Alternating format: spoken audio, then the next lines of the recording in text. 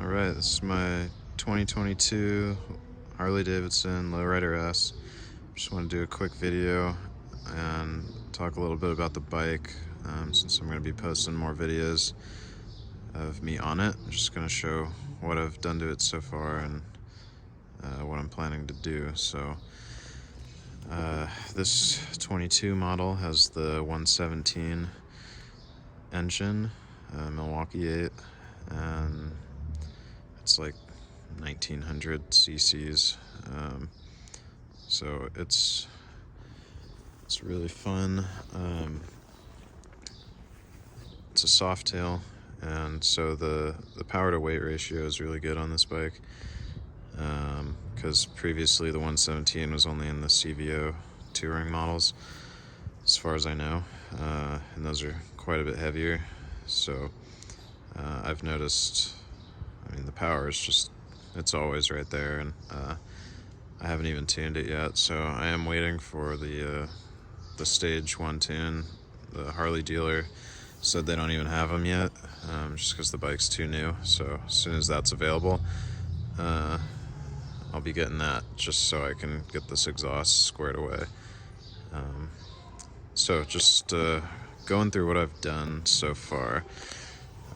As you can see, this front fairing is not stock. This is the Memphis Shades Road Warrior fairing with the I think it's the 11-inch dark smoke windshield. I think if you get it any taller than this, you can't get a tint that's this dark, and I wanted the dark tint, so that's what I went with. It was a fairly easy install. It's just all bolt-on stuff, not too bad. And then once you do it, it has these quick release levers on it right here, and you can just pop that off. So if you ever need to work on the headlight or things like that, you can do it. This was a great upgrade just because it took all the wind off my chest. I still get some buffeting at the top of my head with this size windshield, but it doesn't really bother me that much because I wear earplugs anyway. And the force of the wind it's not that big of a deal. I mean, especially if you're used to riding with the stock fairing anyway, which provides zero protection from the wind. So I think this looks good. I like this because it really fills out the bike, because the rest of the bike, you know, this back part, it's really, you know, beefy and thick, and then in the front stock you just have this little fairing. So adding this, it kind of, I think, makes sense with the rest of the bike. So I'm really enjoying that. And then also up here, I swapped out the turn signals, and I swapped that out for the Rogue Rider Industries, I think they're called the Black Label something LED. And these are awesome. That was a super easy install, probably the easiest one so far. All you do is pop this cap off, unplug the other one, plug this one in, put the tinted caps back on, and it's ready to go. And I'll show you what those look like real quick. Turn this on.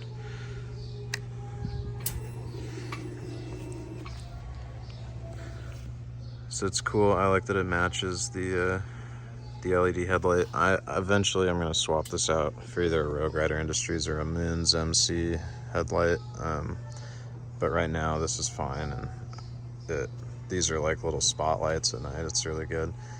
So I'm really enjoying that. And then I just liked getting rid of that orange, and then additionally I did the same thing on the back, so swapped the back two out.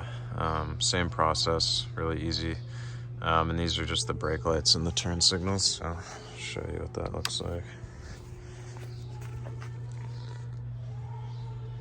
So it's a good look. I really like this taillight actually stock.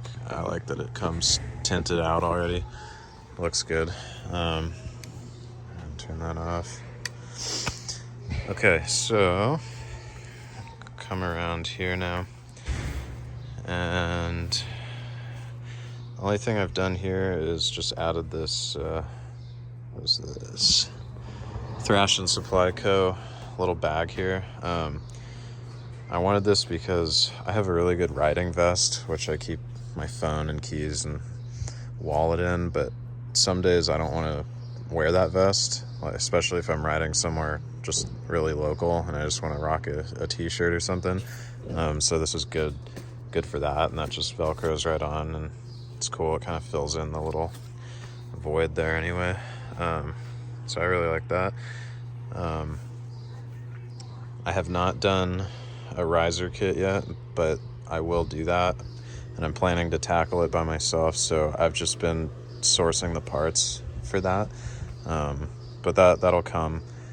It's okay the way it is right now, but it'll be nice when it's shoulder height. So I think I'm gonna do the Biltwell, whatever those pullback risers are. So that'll be good.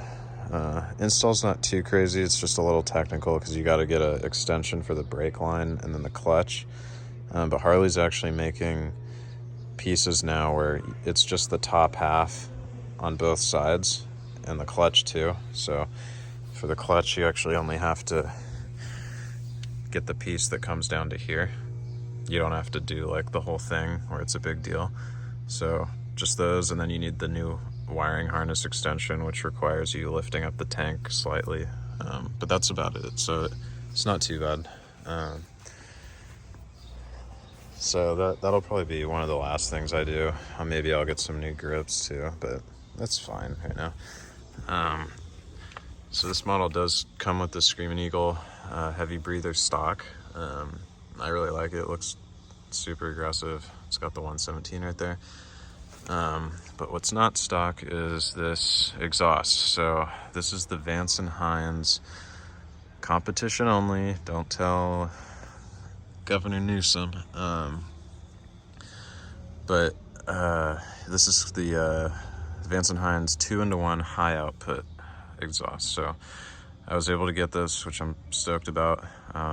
There's another one similar to this that's an upsweep, but if I was to get that, then it was going to be a problem with this. I had to relocate these passenger pegs up a notch anyway to do this, but I'm happy with how it is. And I really wanted to have both headers in front here. I wanted equal length headers. I didn't want unequal length headers. I was given some advice that can be better for performance once you start putting tunes on the bike. And I just like the look of it. I like how everything's just real tucked right there. I like that this is straight, and that it's short too. And it's, when it says high output, it's high output. Like it's awesome. It's got like a super throaty, deep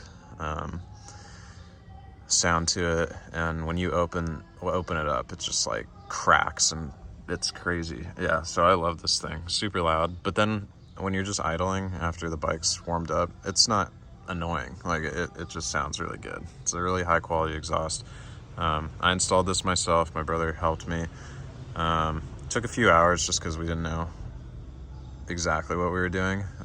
It wasn't too bad though. The only thing that actually took me a while was just putting the spacers in for the mid controls, because you have to move everything out, and everything is super close together, but you got to make sure nothing is actually touching. And the thing that was the hardest was making sure this rear brake doesn't touch the exhaust there. That's probably the closest piece there, but it all worked out, so it's good. Anyway, so, and I know that heat shield is pretty pointless, but my legs don't touch the exhaust anyway, so it's fine. And then, yeah, just make sure you wipe it off as much as you can with rubbing alcohol or whatever you want to use, soap, just so your fingerprints don't burn into it. I did a fairly decent job. It's not perfect, but it looks okay. And since we're down here, I did change the foot pegs and the brake lever. So these are the Biltwell Punisher XL foot pegs. They're real high quality. I got the XL just because it's a fairly big bike and I wanted foot pegs to match. I didn't want little dirt bike looking pegs. So these are really good. And then I found these from Moon's MC. It looked real similar, so I liked that. Threw that on, pretty easy install. The rear brake is, for the most part, useless on this bike, but I mean, most of my braking is done just with engine braking anyway, so it's between that and the rear brake. I like hardly ever touch my front brake unless it's somewhat of an emergency when I'm in a straight line. Yeah, so I did the same thing on the other side, and I actually scraped this weekend in the canyons, so kind of cool little souvenir there. And then moving back, for the passenger pegs, I got built well as well. These are the Mushman foot pegs, and they were out of the Punisher, the matching Punisher ones, but I actually like these. These are fine. And then this piece here, you have to get from Harley, so I got that. Pretty easy install there too. So that's what's going on with that. And then up here, this was the first thing I did. This is the Saddleman 2-up, or sorry, it's a 2-up seat, obviously. It's called the Saddleman step-up seat. I was looking at the other one, I don't remember what it's called, but the other one had more of a sloped backrest here coming up to the passenger part, and I didn't like that because that was too similar to the stock seat, and the stock seat was awful because my lower back's not great, so that was the first thing to go. But I like the look of this because I like the sharp lines here, and it's awesome. Like, I can ride all day on this thing. It's amazing. Also super easy install, just little tongue piece tucks under there, and then you bolt it down in the back. And in the back, I do suggest getting a safety or security screw. So this is from Saddleman. I got that because it is actually really easy to steal these seats. Okay, so then moving back here, this sissy bar I got custom fabricated for me by a guy on Etsy named Edward Ritchie. Super cool. I would highly recommend. This is a really great sissy bar here, and I don't have it on right now, but I have a Built-Well duffel bag, kind of cylinder duffel bag that I can strap onto the back of this thing, and that's great for when I'm going on rides. I throw just jackets and extra helmet, whatever in there. And then I like the size because I wanted the height of the sissy bar to be relatively close to the height of the windscreen, so I had some symmetry going on there. I didn't want like a giant sissy bar in the back, so I'm happy with this. It's perfect. That was an easy install on this bike. The turn signals in the back are already located far enough back, so you don't need to do any relocation kits or anything. This just bolts right in. And then this also is I think it's a Custom Dynamics license plate frame. It's a lay down one. The one that comes stock is like this. So that's laying flat now. So yeah, that's what I've done so far. I'm happy with how it's come out. So like I said, the only thing really I want to do now is just maybe throw some risers on, some grips, and then, I don't have it on yet, but I'll show it in the next video I do. I got a derby cover for here from Tracker Die. It's pretty sweet. So it's got like a skeleton arm coming out of the ocean, and it says "No Bad Days" on it. So that'll be cool.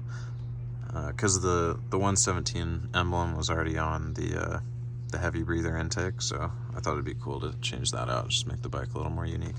Oh, and then over here I did a Moon's MC shifter as well, so it's real clean. I just was trying to get rid of all that rubber.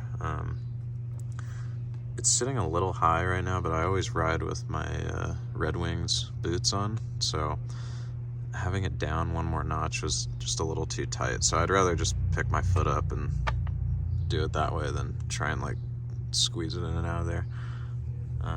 So yeah, that's about it. I've got like 1,800 miles on the bike right now. I did the first break-in service already, and yeah, I've just been hitting canyons, doing group rides. I'm getting a microphone set up for my helmet, coming in, so you can get some real good engine noise. I'll get rid of that wind noise, so bear with me for a couple more videos, but I'm gonna be putting stuff out. I'm gonna go on a ride this weekend too, another group ride, so we'll show that. So yeah, so far so good. It's a beast. I love this bike. It's so good. Yeah, the power is just nuts. It's crazy. Even just now, I haven't even tuned it yet. And so yeah, let's do one more walk around and